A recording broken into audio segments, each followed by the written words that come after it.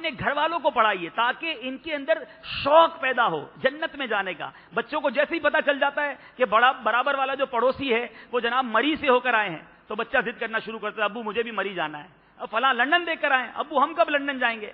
ارے بھائی جنت کی بات ہے اس سے کرے. بچہ آ کے پوچھے ابو جنت میں جانا ہے تو بولو بیٹا نماز پڑھو جنت میں جاؤ گے, درود پڑھو جنت میں جاؤ گے. جنت میں جانا ہے ایسا کرو آپ تہجد کی نماز پڑھنا شروع کر دو, مدنی انعامات پر عمل کرنا شروع کر دو. بچے کو بچپن سے شوق دلائیں جنت کا, انشاءاللہ یہ بچہ خود بھی جنت میں جائے گا, آپ کا ہاتھ پکڑ کر بھی جنت میں لے جائے گا. ایسی تربیت کریں اپنے گھر والوں کی کہ بچوں کے دل میں اگر شوق ہو دنیا میں کہیں جانے کا تو مدینے جانے کا شوق ہو, جو شوق ہو کہیں جانے کا تو مکہ پاک رب کے در دیکھنے کا شوق ہو, اور اگر کہیں جا کر بسنے کا شوق ہو تو جنت میں سرکار کے قدموں میں بسنے کا شوق ہو, جنت کی تیاری. اور پھر جو کتاب میرے ہاتھ میں ہے جنت میں لے جانے والے اعمال, یہ ایسی کتاب ہے, انسائکلوپیڈیا ہے, کم و بیش 2000 احادیث کرام ہے اس کتاب میں, جس کے ذریعے وہ اعمال بیان کیے گئے ہیں کہ جس کے ذریعے ہم جنت میں جائیں گے. جنت میں لے جانے والے اعمال, یہ کتاب بھی مدنی چینل کے ناظرین مکتبۃ المدینہ سے حاصل کریں, جو یہاں سن رہے ہیں یہ بھی حاصل کریں. یہ ویب سائٹ پر بھی دعوت اسلامی کی www.dawatislami.net اس پر بھی موجود ہے. اب میں وہ اعمال بتاؤں گا جس کے ذریعے جنت ملے گی انشاءاللہ, اور وہ اعمال ہم آج رات کرنے والے ہیں انشاءاللہ. آج سے جنت کی تیاری شروع انشاءاللہ. جنت میں جائیں گے سرکار کے قدموں میں رہیں گے انشاءاللہ. اب تیار ہیں جنت کی تیاری کے لیے؟ جنت میں جانا ہے انشاءاللہ.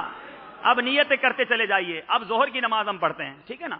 ظہر میں کیا کرنا ہے؟ ام المومنین حضرت سیدتنا ام حبیبہ رضی اللہ تعالی عنہا فرماتی ہیں, میں نے سرکار بالا تبار ہم بے کسوں کے مددگار شفیع روز شمار صلی اللہ تعالی علیہ وسلم کو فرماتے ہوئے سنا کہ جو شخص پابندی کے ساتھ ظہر سے پہلے اور بعد میں 4 رکعتیں ادا کرے گا, اللہ عز و جل اس پر جہنم کو حرام فرما دے گا.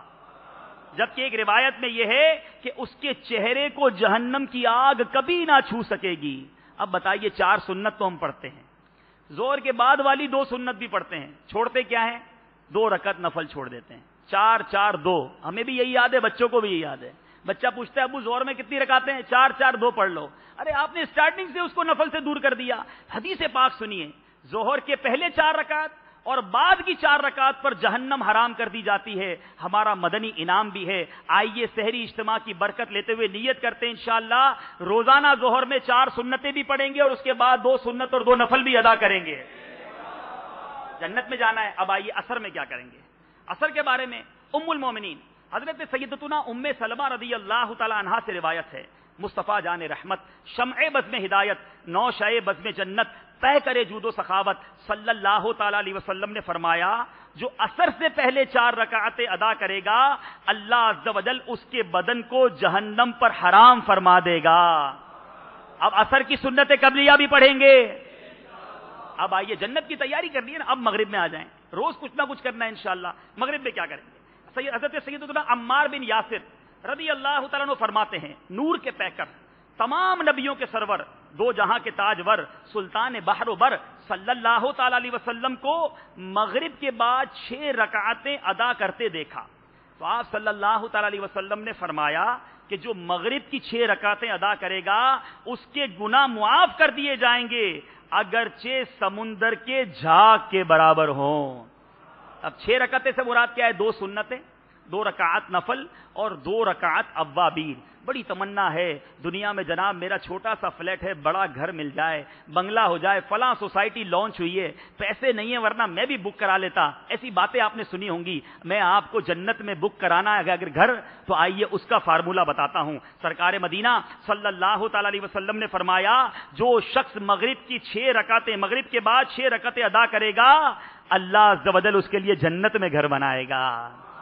نیت کر لیں انشاءاللہ روزانہ اوابین بھی پڑھیں گے.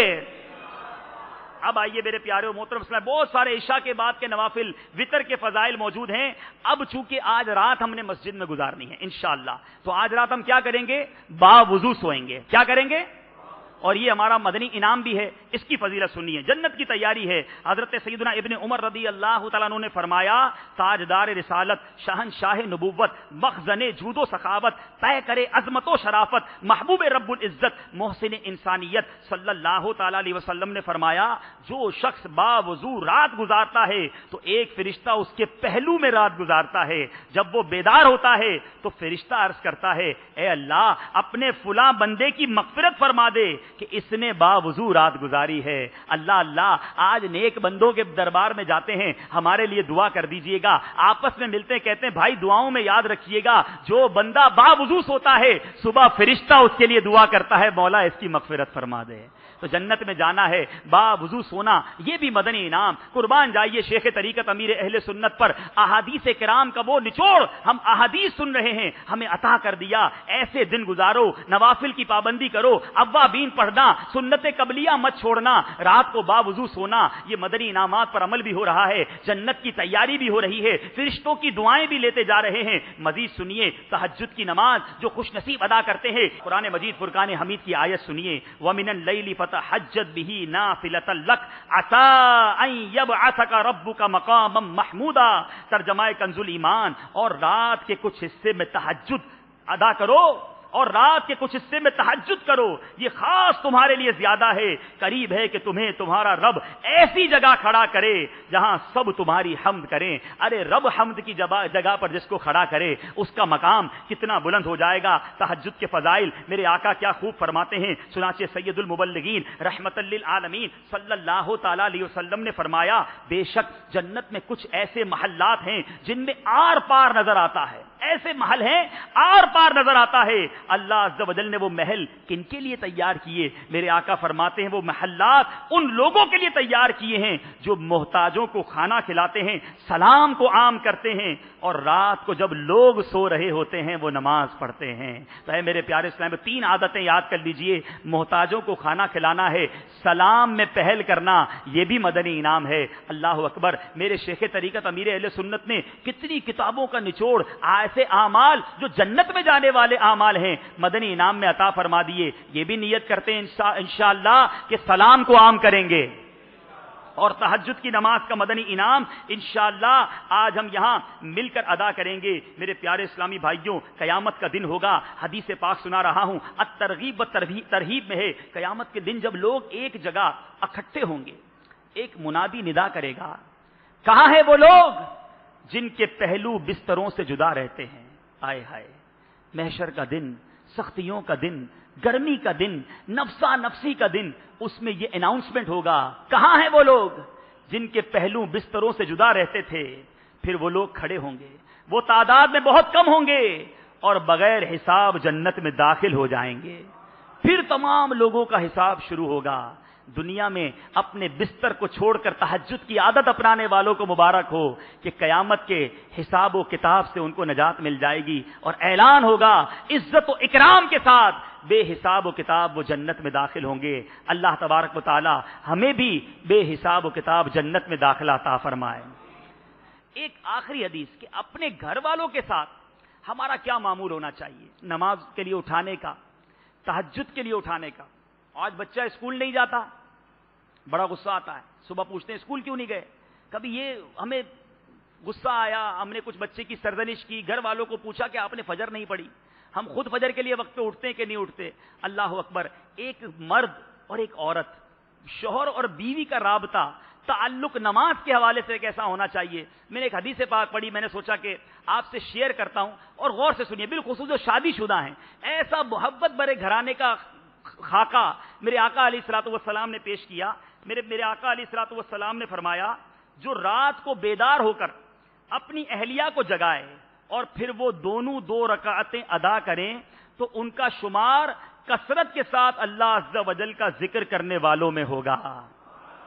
حضرت سیدنا ابو ہریرہ رضی اللہ تعالیٰ عنہ سے روایت ہے، میرے آقا علیہ الصلوۃ والسلام نے فرمایا، اللہ عز و جل اس پر رحم فرمائے جو رات کو بیدار ہو کر نماز پڑھتا ہے اور اپنی زوجہ کو نماز کے لیے جگاتا ہے، اور وہ نہیں اٹھتے نا گھر والے، اگر وہ نہیں اٹھتی تو اس کے چہرے پر پانی چھڑکتا ہے، اور اللہ عز و جل اس عورت پر رحم فرمائے جو اپنے شوہر کو نماز کے لیے رات کو جگاتی ہے، وہ نہیں اٹھتا، وہ شوہر کے آنکھوں پر، شوہر کے چہرے پر پانی چھڑکتی ہے۔ اللہ تعالیٰ ان دونوں پر رحم فرمائے۔ اللہ اکبر۔ ہم سوچیں آج اپنی زوجہ کو اپنی خواہشات کے لیے، اپنی خدمت کے لیے، اپنے معاملات کے لیے تو ہم تکلیف دیتے ہیں، کب ہم نے اپنی زوجہ کو نماز کے لیے جگایا، تہجد کی اسے تلقین کی؟ کتنا اچھا وہ گھر ہو کہ جہاں شوہر بیوی کو تہجد